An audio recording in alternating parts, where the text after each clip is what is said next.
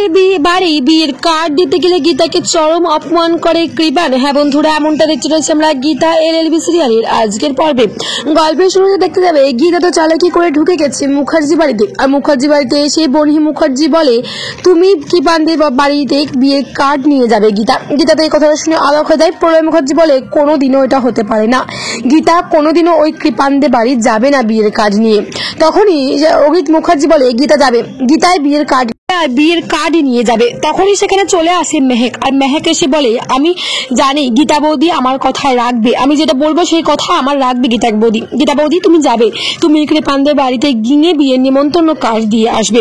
তখন প্রলয় বলে কি বলছিস তুই কি মেহেক? তখন মেহেক বলে ছোটকা আমি ঠিকই বলছি, তুমি আর কোনো বাধা বিপত্তি করো না। তখন গীতা বলে ঠিক আছে মেহেক, তুমি যখন বললে তখন তোমার কথা আমি রাখবো, আমি যাবো ওই কৃপানদের বাড়ি বিয়ে কার্ড নিয়ে। তখন বড়বউ ফোন করে, আর বড়বউ ফোন করে জানতে পারে যে গীতা যাচ্ছে কৃপানদের বাড়ি। তখন বড়বউ গীতাকে বলে আমি এখানে অপরাধীকে ধরার চেষ্টা করছি আর আপনি যাচ্ছেন কৃপানদের বাড়ি বিয়ের কার্ড নিয়ে।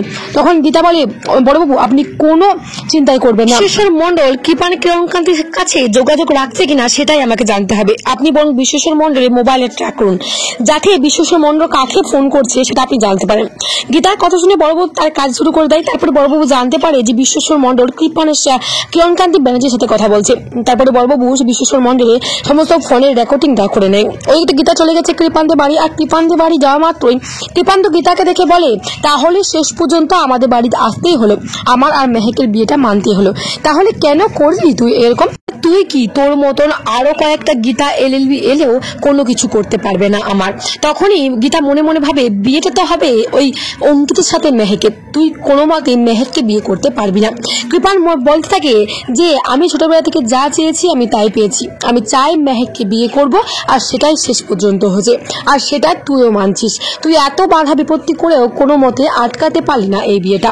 তাহলে বন্ধুরা এবারে কি গীতা কি পারবে মেহেক আর কৃপানের বিয়েটা আটকে অঙ্কিতের সাথে বিয়ে দিতে? তোমাদের কি মনে হয় অবশ্যই কমেন্ট বক্সে কমেন্ট করে জানাও।